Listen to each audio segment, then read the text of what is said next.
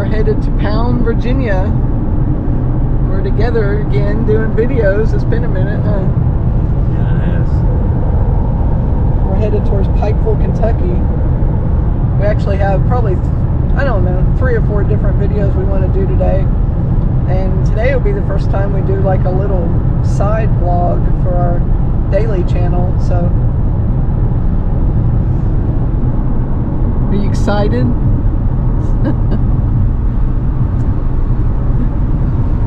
He's excited. Don't let him fool you. He's super excited.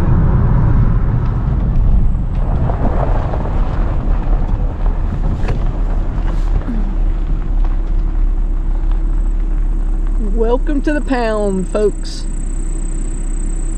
We have arrived. So that says, what's that name? Something Kelly.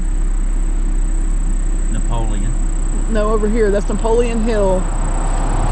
Chance Kelly, Francis G. Powers, and Glenn Roberts.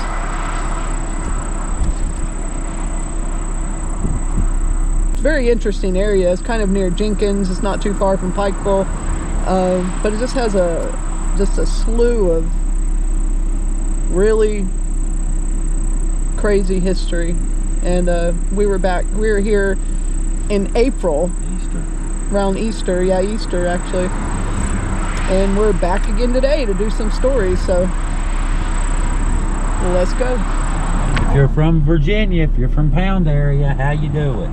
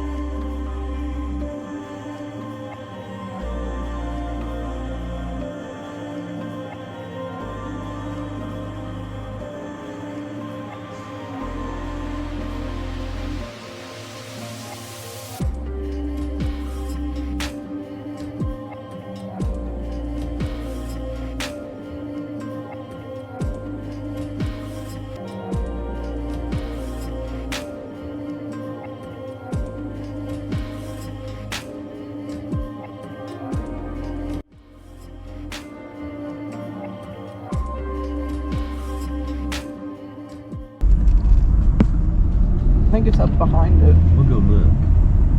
Well, it shows it here, see? Arrived. Oh, you passed it. You passed it. Maybe, oh yeah, you do go around the whatever, I guess. I'm right as much as like 50% of the time.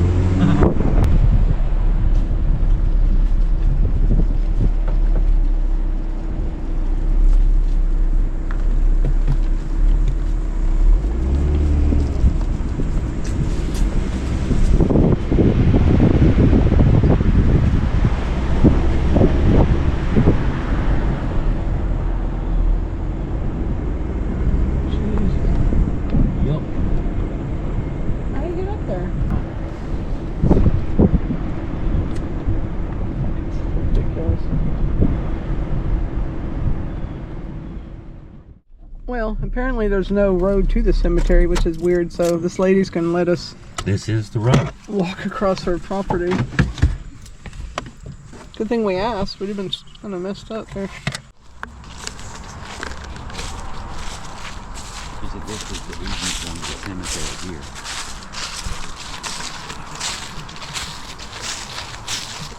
Thank you, by the way. We won't be very long.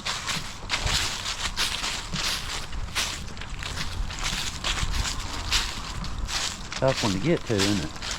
Yeah, to be such a big cemetery is kind of strange, you know? Yeah, apparently she said this is the main road coming in.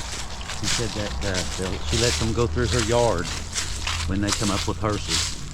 Wow.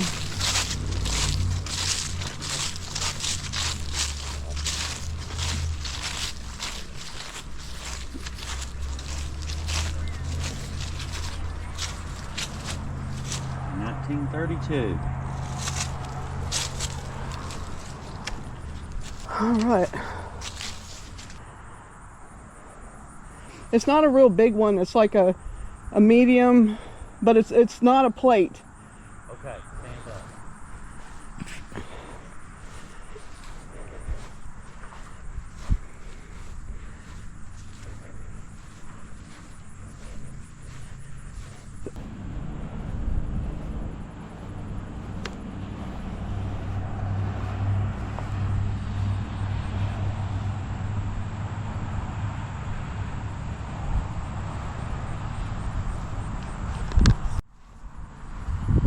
Here he is. Trigg Maxwell. You know, they call this story the Slipper Slayer, but in all reality, you know, there's real people involved and a real person whose life was cut short.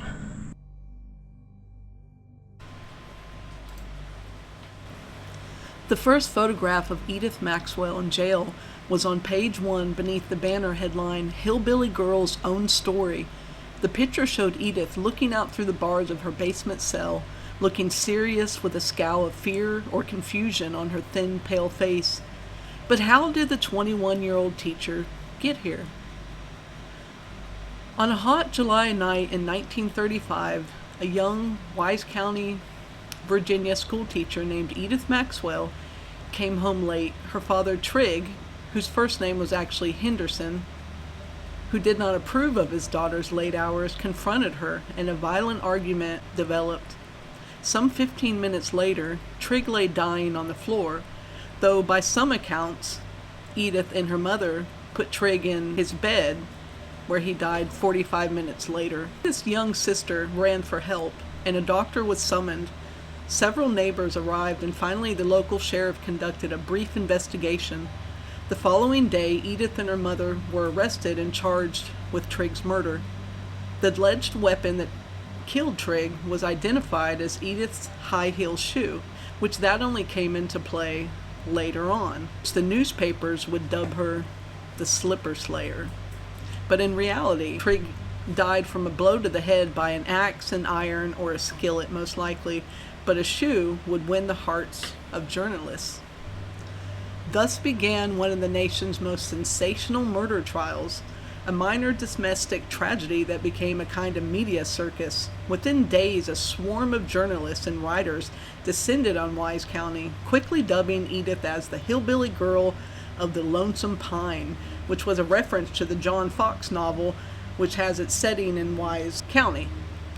Many of the journalists belonged to somewhat sleazy school of writers that are referred to as colorists or yellow journalists, because they were adept in inventing sensational details that had little to no relationship to facts. In addition, the most disreputable writers were employed by Hearst-controlled newspapers, all noted for gossip, distortion, and sensationalism, somewhat like the Enquirer, I would imagine now. Suddenly, images of Edith, her family, and her neighbors began to appear in major newspapers. Edith was described as a golden hair, even though she was brunette, innocent, who was a victim to the tyrannical father that enforced a harsh curfew, who came in late at night with moonshine that had XXX wrote across it, wearing suspenders and hay in his mouth. And he required Edith to go to bed so early that she had never seen the moon, which is one of the books wrote about her. It was actually called Never Seen the Moon. And do I sound a little bit skeptical? Yes, because I am jaded to a point after doing so many of these stories and just living real life. You know that a lot of this stuff is, most of this stuff is never correct. There's a little bit of truth and a lot of untruth. Also, a photograph of a cow strolling down the street in Wise County conveyed the impression that Edith's neighbors lived in rustic ignorance, that basically everybody was just stupid hillbillies, which is not a new concept to overcome even today.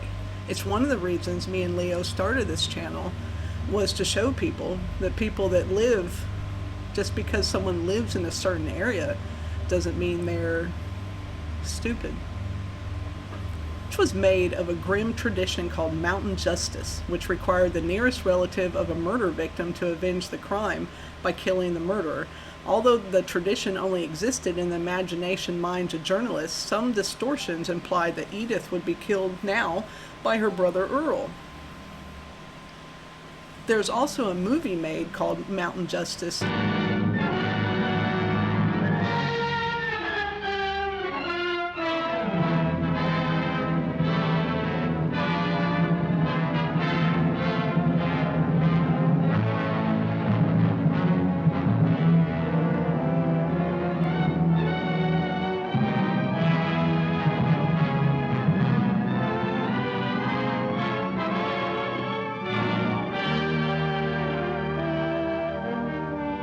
I don't know what the end will be for either of us, but I want you to know this, that I love you, and there'll never be anyone else, ever. There won't for me either, Paul. You won't let him make me marry Todd. Oh, will you? Don't you worry, dear. I'll look after you.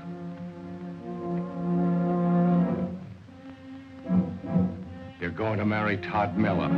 And when Jeff finds out that you've been mixing up with foreigners, he'll lick the hide off you. Why, you're nothing but... You say it if you want your face slapped. Why, you...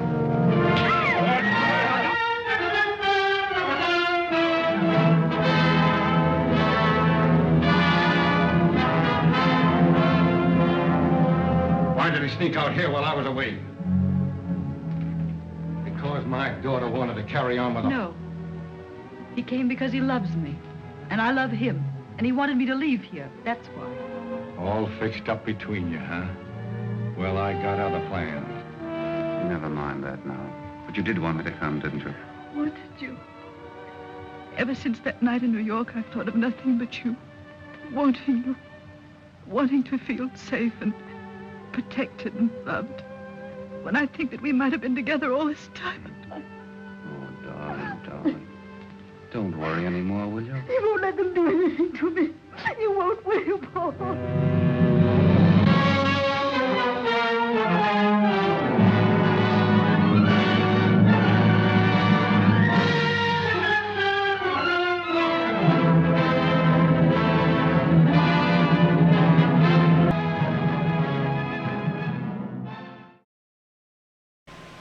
Ironically, Earl, her brother, who had moved to New York where he lost his mountain accent, immediately returned to Weiss County and became Edith's champion and most devoted defender.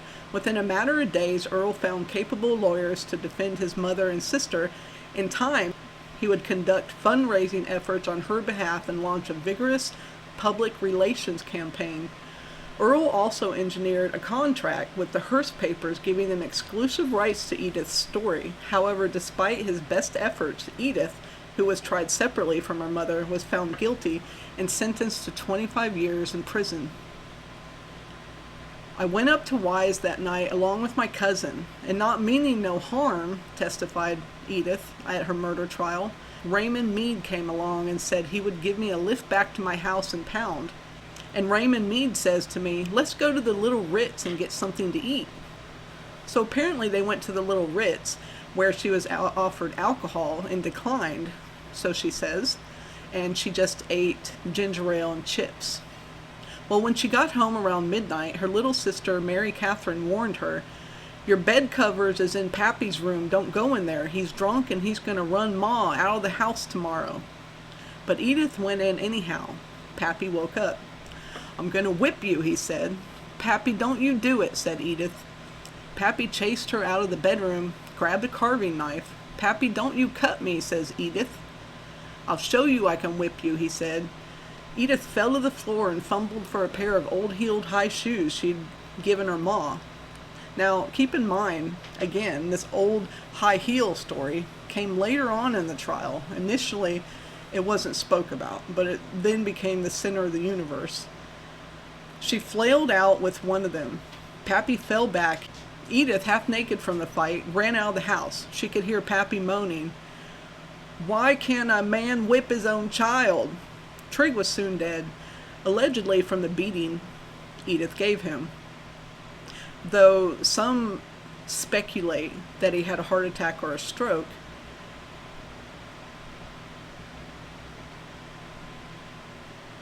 though I'll show you his death certificate and you can decide for yourself what you think most likely happened. The prosecutor tried to show that Edith was out of control, who had saddened her honest mountaineer father with her late hours and bad ways, but he could not shake her story of the fight.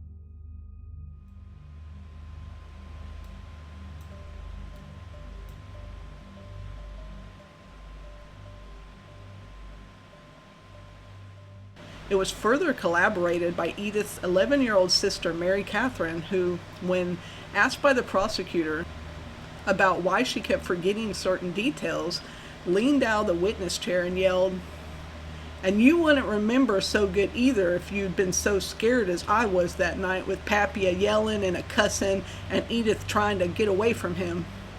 Edith argued her lawyers had exercised no more than her God-given right to self-defense. But that did not impress the jury, which after less than an hour's deliberation returned a guilty verdict. Rumor and innuendo were enough to send Edith to jail for 5 of the 25-year sentence. She was eventually pardoned by Governor James Prince in December 1941, thanks in part to a letter written on her behalf by the First Lady Eleanor Roosevelt. Upon her release, Edith changed her name to Anne Grayson and eventually made her new life for herself in Jacksonville, Florida, after marrying Otto Abshier.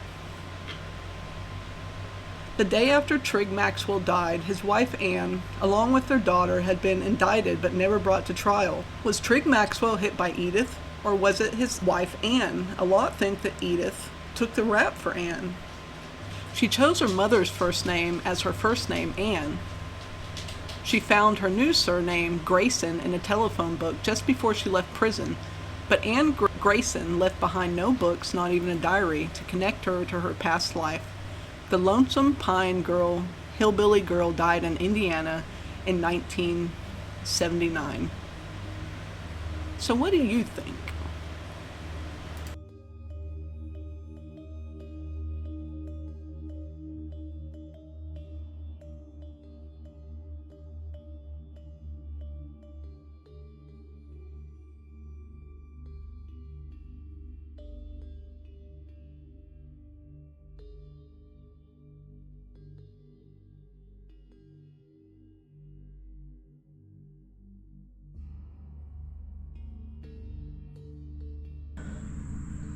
After night comes the morning.